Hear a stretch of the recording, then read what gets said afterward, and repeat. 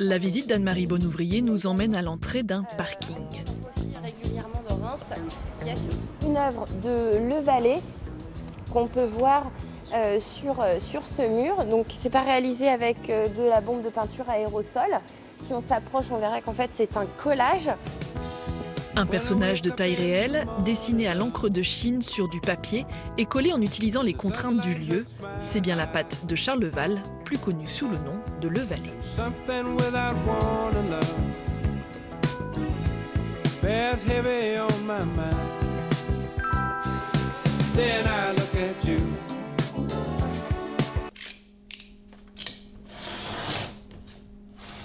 Il y a 13 ans, Charles débutait les collages à Paris puis à Reims où il s'est installé. Son odyssée l'emmène souvent loin de son atelier. On a pu voir ces personnages à Berlin, Londres ou Tokyo, sur les murs et dans les galeries d'art. Une vingtaine d'œuvres sont visibles dans la Cité des Sacres. La prochaine est en cours de finition. Charles repère le lieu d'affichage à l'avance, avec précision. Parfois, je me laisse surprendre, ou parfois je suis dans une recherche un peu active, mais disons que je vais regarder d'abord des murs où il y a de la place, et ensuite sur ces murs où il y a de la place, je vais chercher justement les murs qui vont avoir une spécificité, qui va me donner un premier ressort narratif pour pouvoir ensuite créer les œuvres. Effectivement, ça peut être juste une tache sur un mur, un élément de mobilier urbain, un fil, enfin, ça peut être un peu tout et n'importe quoi.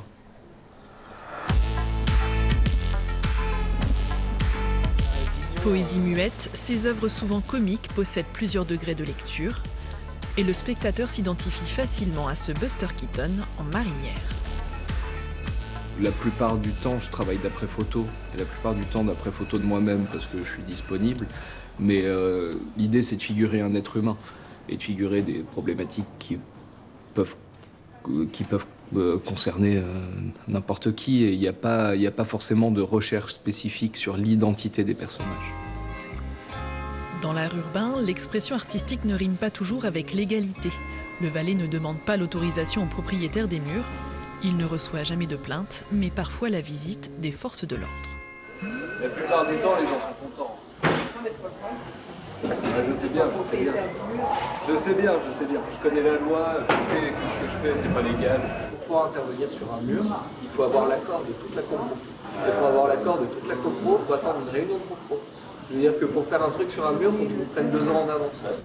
Après constatation, la police laisse terminer l'artiste. C'est pas le bon jour.